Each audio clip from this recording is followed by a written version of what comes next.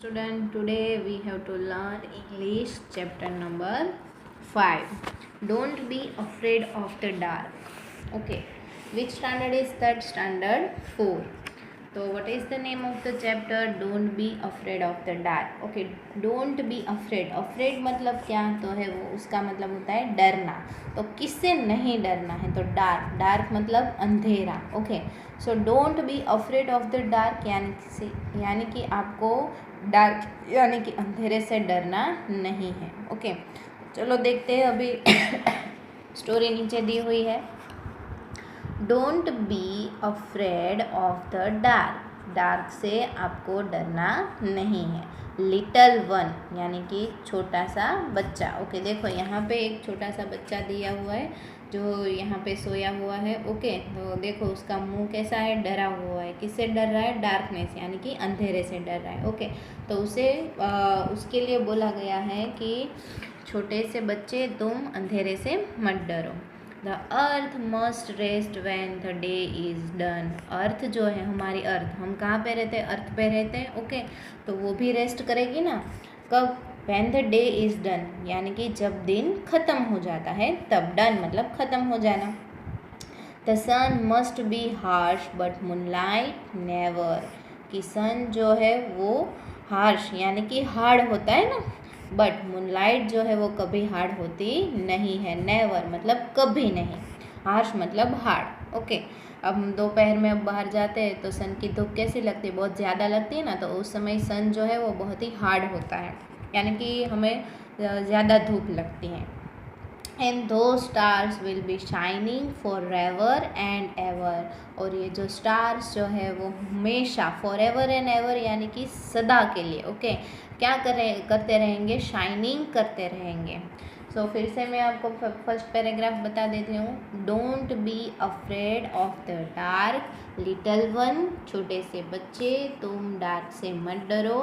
The earth must rest. Earth जो है उसको रेस्ट करना पड़ेगा. कब? When the day is done जब दिन ख़त्म हो जाता है तब. The sun must be harsh. Sun जो है वो थोड़ा सा हार्ड होगा. But moonlight never. मूनलाइट कभी नहीं. एंड दो stars will be shining for ever and ever. और ये जो स्टार्स जो है वो हमेशा शाइनिंग करते रहेंगे. फॉर एवर एंड एवर यानी कि हमेशा के लिए. Second one paragraph. B friends with the night. Night के साथ हमें क्या कर लेनी है? फ्रेंडशिप कर लेनी है ना. फ्रेंड बन जाना है उसका. बी मतलब बनना. और किसके साथ फ्रेंड बनना है? नाइट के साथ. There is nothing to fear. Fear मतलब डरना. ओके, तो यहाँ पे ऐसा कुछ नहीं है. नथिंग मतलब कुछ नहीं है.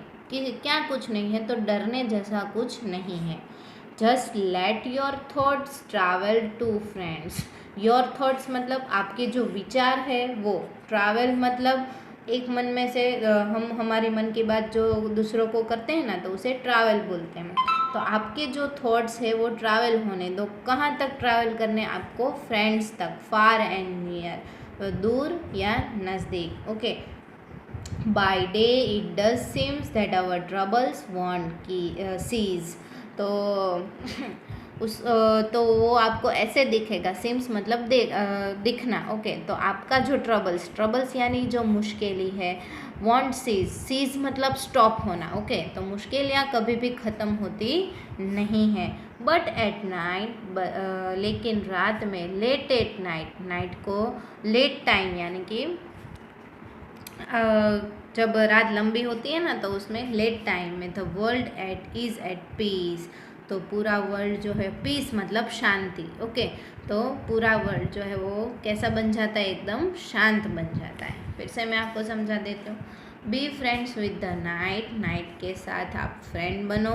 There is nothing to fear. यहाँ पे डरने जैसा कुछ नहीं है. Just let your thoughts. आपके जो विचार है. Travel to friends far and near. अपने फ्रेंड तक ले जाओ जो दूर है. फार मतलब दूर और नियर मतलब नज़दीक. ओके, तो ये दोनों अपोजिट वर्ड हो गए, फार और नियर. जो दूर है या नज़दीक है। बाय द डे, दिन के अंत में, it does seems that our troubles won't cease, ऐसा दिख रहा है कि हमारी मुश्किलें जो है वो कभी ख़त्म तो होने नहीं वाली है। बट एट नाइट, लेकिन रात में, लेट एट नाइट, रात को लेट टाइम पे, the world is at peace, तो पूरा वर्ल्ड, पूरी दुनिया जो है वो कैसी हो जाती है, एकदम शांत हो जाती है। ये जो है वो किसके द्वारा लिखा गया है, रुस्किन बॉन्ड के द्वारा लिखा गया है। अभी हम न्यू वर्ड्स देख लेंगे। फर्स्ट है अफ्रेड, मतलब डरना। उसके बाद है डार्क, मतलब अंधेरा। रेस्ट, मतलब आराम करना। हार्श, मतलब हार्ड, यानी कि मुश्किल वाला, या फिर कोई ऐसी चीज़ जिससे हम थोड़ी भी तकलीफ़ होती है वैसा। फॉरएवर, यानी कि हमेशा। ट्रबल्स, यानी कि मुश्किलियाँ।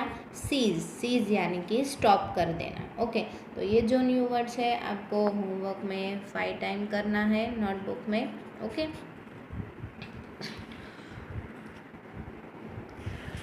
उसके बाद हम करेंगे रीडिंग इज़ फन। ये जो है वो आपके क्वेश्चन आंसर्स हैं। तो ये जो मैं आपको आंसर्स बता रही हूँ 1 से लेके 5 तक, तो ये आपको नोटबुक में भी लिखने हैं।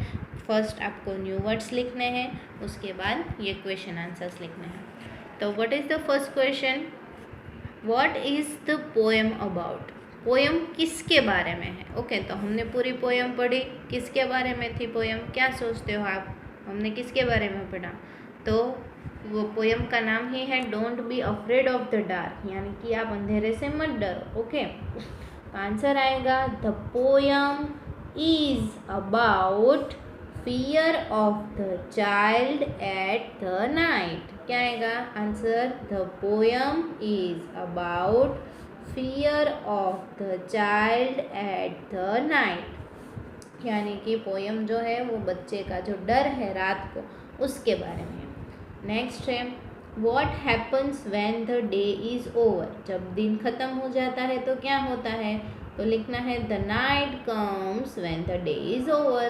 क्या आता है, डे ख़त्म हो जाता है तो नाइट आती है। Okay, the night comes when the day is over.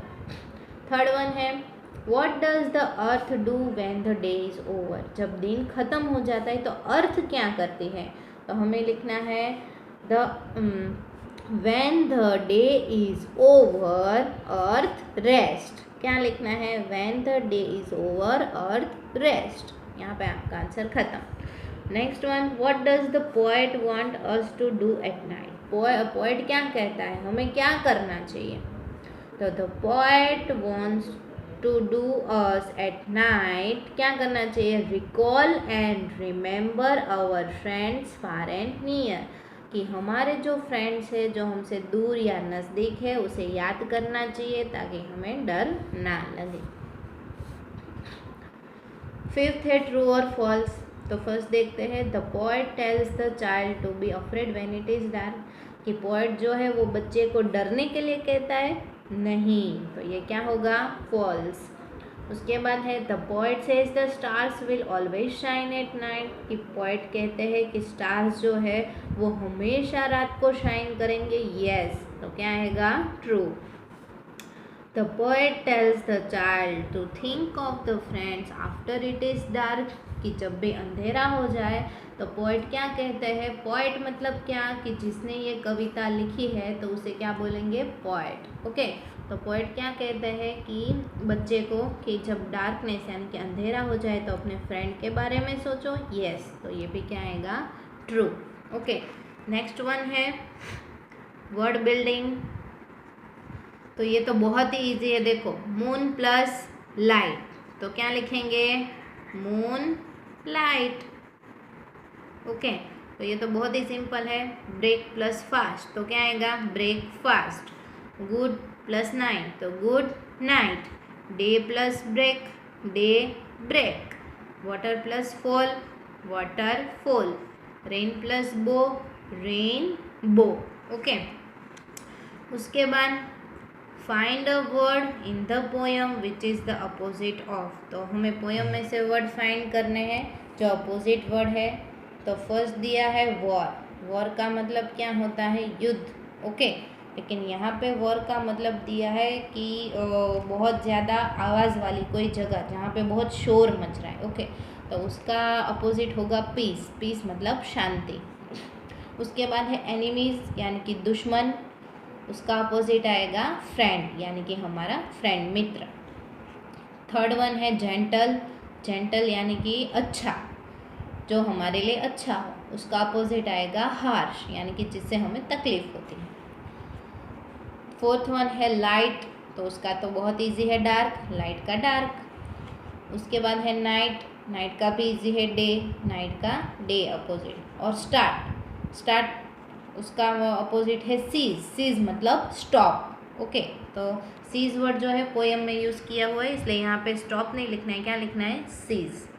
तो ठीक है बच्चों, आज हमने इतना पढ़ा, ये पोएम और ये एक्सरसाइज। तो ये दोनों जो है वर्ड बिल्डिंग और ये वाली, ये आपको टेक्स्ट बुक में कंप्लीट करनी है, जबकि न्यू वर्ड्स और क्वेश्चन आंसर जो है वो आपको नोटबुक में लिखने हैं। ओके स्टूडेंट्स, तो नेक्स्ट लेक्चर से आगे मैं पढ़ाऊँगी। Thank you.